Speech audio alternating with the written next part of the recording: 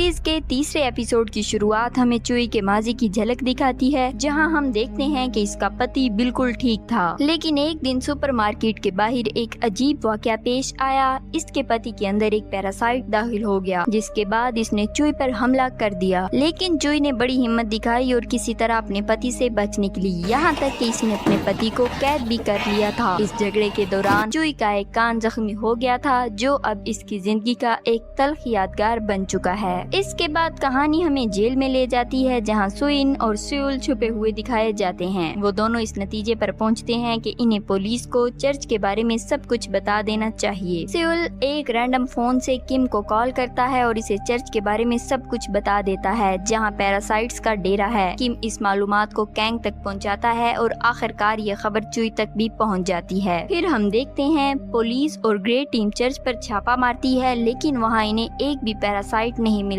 मगर इन्हें बहुत सी इंसानों की लाशें मिलती हैं, जो इस बात का सबूत है कि पैरासाइट्स वहाँ जरूर मौजूद थे, लेकिन ऐन वक्त पर वो जगह छोड़कर निकल गए थे। इस छापे के दौरान किम को सुइन का की रिंग भी मिलता है। इससे किम को सुइन पर दोबारा शक होने लगता है, क्योंकि की रिंग वहाँ मौजूद होने का मतलब है कि सुइन भी वहाँ मौजूद थी। चुई जो पहले ही सुइन पर शक करती थी, ये सब देख लेती है। इस छापे से वाज़ेह हो जाता है कि चर्च का पास्टर भी एक पैरासाइट था। दूसरी तरफ कैंग को एक जगह पर दिखाया जाता है, जहां पैरासाइट्स का नया अड्डा बन चुका है। हमें पता चलता है कि कैंग पैरासाइट्स की मदद कर रहा था और इसी ने चर्च खाली करने का इशारा दिया था। पैरासाइट्स कैंग को एक खास नाइफ देते हैं, जो इनके चेहरे के स्ट्रक्चर से बनी होती है और इसका काम हंटिंग डॉग को मारना होता है। दूसरी तरफ किम सुइन को मिलने के लिए एक मेले में बुलाता है और वहाँ सुइन के साथ स्यूल भी आता है। चुई भी चुपचाप किम का पीछा करते हुए अपने वैन में वहाँ पहुँच जाती है। जैसे ही सब एक जगह जमा होते हैं, हालात बेकाबू हो जाते हैं और भगदड़ मच जाती है। स्यूल सुइन के साथ वहाँ से भाग जाती है और चुई इनका पीछा करते हुए एक वेयरहाउस जैसी जगह पर पहुँचती है, जहाँ पर सुइन चुई से लड़ती है। इस दौरान स्यूल वहाँ से निकलने की कोशिश करता है, लेकिन ग्रे टीम भी इस मकाम पर पहुँच जाती है। इस हंगामे के दौरान कैंग मौके से फायदा उठाकर हंटिंग डॉग को स्पेशल नाइफ से मार देता है। स्यूल भी वहाँ भाग रहा था और वो कैंग को ये सब करते देख लेता है। वेयरहाउस के अंदर सुइन पकड़ी जाती है। टास्क फोर्स इसे मारने वाली होती है, तो किम सबको रोकता है और सुइन को गोली मारने से बचाता है। फिर इसे कैदी बनाकर बाहर लाया जाता है। बाहर ग्रे टीम के लोग देखते हैं कि हंटिंग डॉग मारा जा चुका है, और जब ये पैरासाइट्स वाले इंसान मरते हैं तो इनकी लाशें अजीब पुतले जैसे दिखाई देने लगती हैं। जो इस मौके पर सुइन को हेलमेट पहना देती है और यूं तीसरी एपिसोड का इख्तिताम होता है। दोस्तों, मजीद ऐसी वीडियोस देखने के लिए प्रीशा एक्सप्लेन को सब्सक्राइब करें और बेल आइकन पे लाजमी क्लिक करें, ताकि आपको आने वाली वीडियोस जल्दी से जल्दी मिल सकें।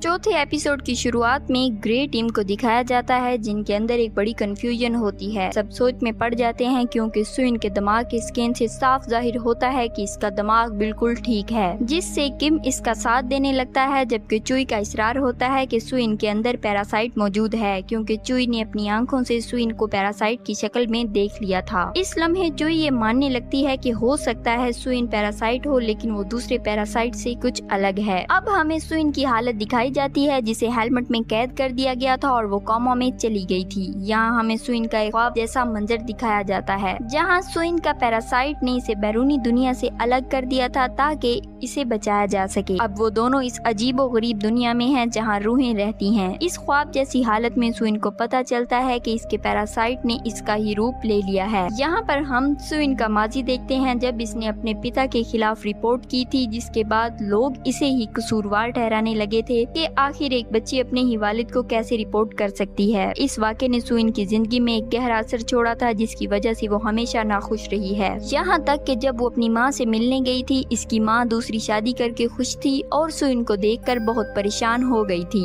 ये लम्हा सुइन के लिए बहुत ज्यादा दर्दनाक था, क्योंकि इसे ये एहसास हुआ कि इसकी माँ भी इसे नहीं चाहती। अब इसका पैरासाइट सुइन को समझाता है कि दुनिया में ऐसे लोग भी हैं जो इसकी परवाह करते हैं, जैसे किम और खुद में भी, यानी कि इसका पैरासाइट। दूसरी जानिब किम सुइल का पता लगा लेता है और इसे पकड़ लेता है। यहाँ सुइल किम को सच्चाई बताता है कि सुइन म्यूटेंट है। सुइल ये भी बताता है कि हंटिंग डॉग को इसके पार्टनर कैंग ने ही मारा था, यानी या तो कैंग खुद पैरासाइट है या फिर पैरासाइट के साथ मिला हुआ है। किम को सुइल की बात पर मुकम्मल भरोसा नहीं होता, लेकिन वो सुइल को कहता है कि इन्हें मिलकर सुइन को आजाद कराना होगा। पहले तो सुइल इस सब से शामिल होने से इनकार करता है और वहाँ से जाने लगता है, लेकिन किम की जज्बाती बातें करने पर सुइल अपना दिल बदल लेता है और सुइन को बचाने के लिए मंसूबे का हिस्सा बनने के लिए तैयार हो जाता है। अब किम सुइल के दिए गए एक्सेस कार्ड की मदद से टीम ग्रे के अड्डे में दाखिल होता है। वहाँ वो एक गार्ड को स्प्रे से मारकर इसका लिबास पहन लेता है। फिर वो इसी ट्रक में घुस जाता है जिसमें सुइन को ट्रांसपोर्ट किया जा रहा था।